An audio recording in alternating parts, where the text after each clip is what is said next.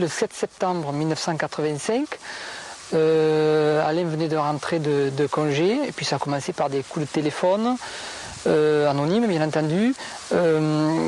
Relation, c'est-à-dire qu'on nous mettait en communication sans qu'on appelle Alain et moi-même.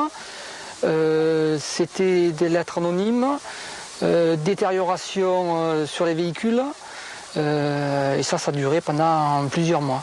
Alors, Patrick nous a parlé de septembre 1985.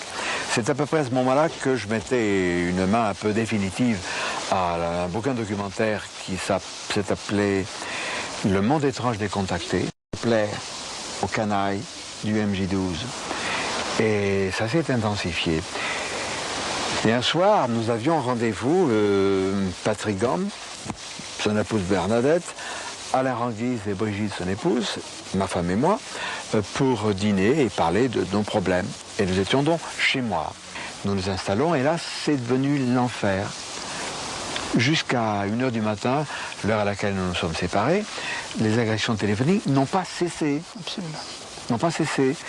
Et c'est là que, exaspéré, j'ai sorti mon automatique. Je n'ai pas tiré sur le téléphone, évidemment, mais j'ai actionné la culasse et j'ai dit à celui qui était au bout du fil, dont j'entendais la respiration, je lui ai dit, espèce de... J'ai dit un mot rimant avec épinard.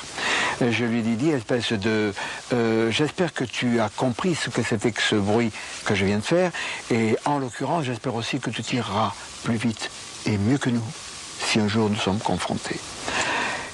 Et c'est là que nous avons, quelques jours après, reçu une lettre anonyme, bien sûr, de l'un de ces individus qui nous harcèlent, en disant « oui, mais moi j'agis contraint et forcé, j'ai des enfants », en parlant vulgairement, il avait la trouille. Et aujourd'hui, nous sommes, disons, vers le dernier trimestre 1991, le harcèlement téléphonique continue. Allô, Jimmy, décroche. Ah, salut. Oui, salut, c'est Bitocul.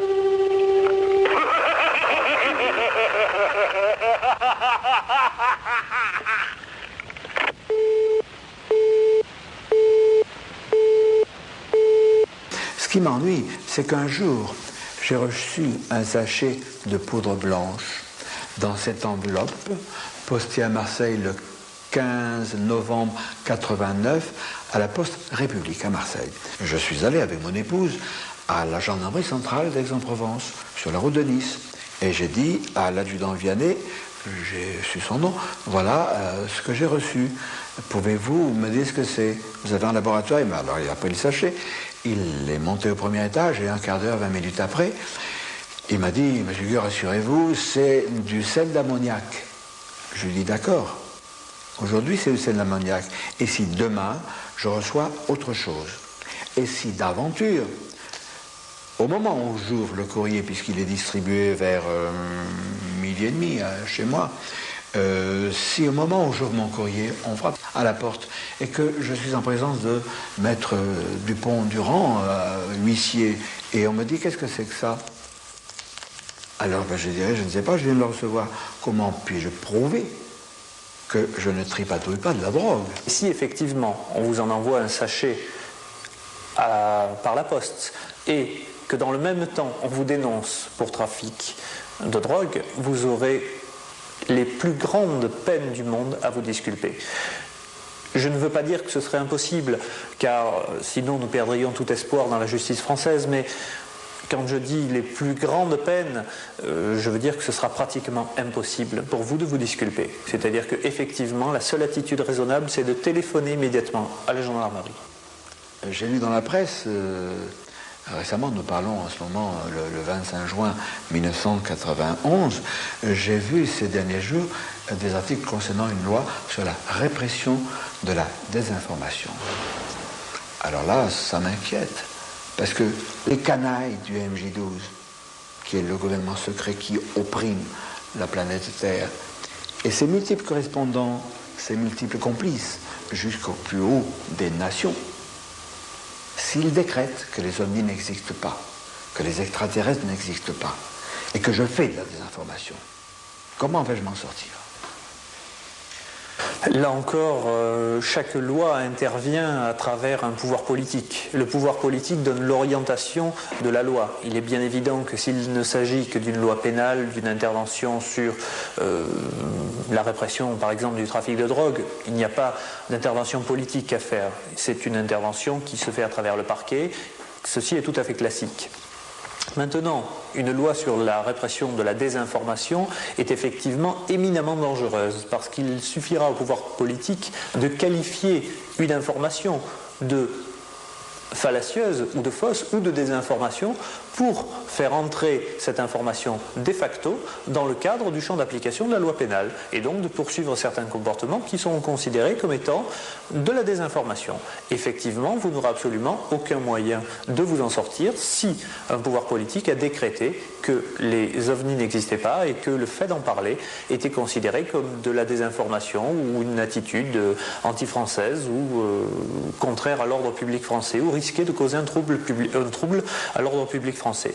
À ce moment-là, effectivement, vous n'aurez pratiquement aucune chance de vous sortir de cette situation, sauf à amener à ce moment-là devant les juges médusés un petit homme vert sur le bureau du magistrat qui, de toute façon, ne pourra que prétendre qu'il s'agit d'une poupée puisque nous savons tous que les ovnis n'existent pas dans le gouvernement, bien entendu. Des pressions s'exercent aussi en France. Pourquoi? Parce que les gris ne sont pas exclusivement aux États-Unis, ils sont partout, et même chez nous, dans notre sous-sol.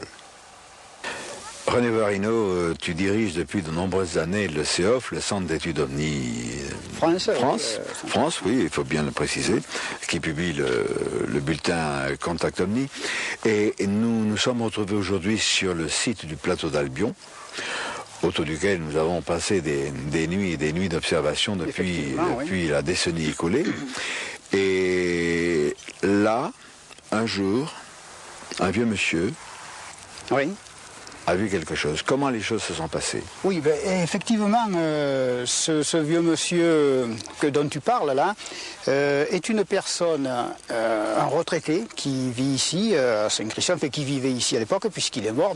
Et cette personne-là a rencontré une autre personne que nous connaissons, un fonctionnaire, oui, c'est un fonctionnaire sur Marseille là, que nous connaissons. Et ce fonctionnaire était en train de faire des études de recherche ici sur le plateau d'Albion. C'est au moment où il y avait les fameux travaux de la base qui s'installaient, bien entendu. Fin des années 69, début 70. À peu près. Gigantesque chantier. Ah oui, il y avait un chantier énorme. Et donc notre bon vieux monsieur, notre retraité, promenait là dans la région, comme il avait la coutume de le faire évidemment.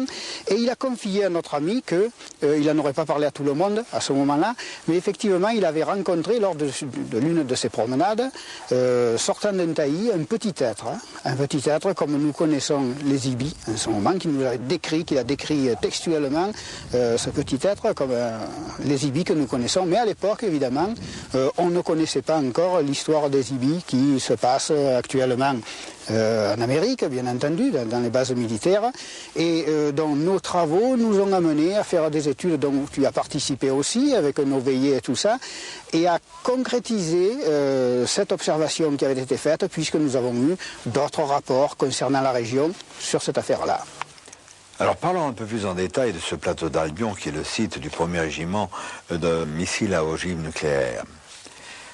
Il faut savoir que sur le plateau, l'on a recensé 350 avennes, cavernes et gouffres, certains d'une importance impressionnante. Il faut savoir aussi que des études ont été faites systématiquement, et il y a un magnifique ouvrage, Les cavernes d'Albion, faisant un tas de recherches hydrologiques et spéléologiques, par le groupe de l'AREPA, qui est un groupe de professionnels de la spéléologie, sous la houlette, sous la coordination de Gérard Gobert. Faisons un retour en arrière, et nous allons savoir qu'un groupe de spéléo-amateurs, c'était des jeunes, il y a un certain nombre d'années, qui n'ont rien à voir avec le groupe de l'AREPA, mais vraiment rien à voir. Un jour, descendent dans l'un de ces gouffres, et après avoir emprunté plusieurs puits, plusieurs trajets horizontaux, descendent à une assez grande profondeur.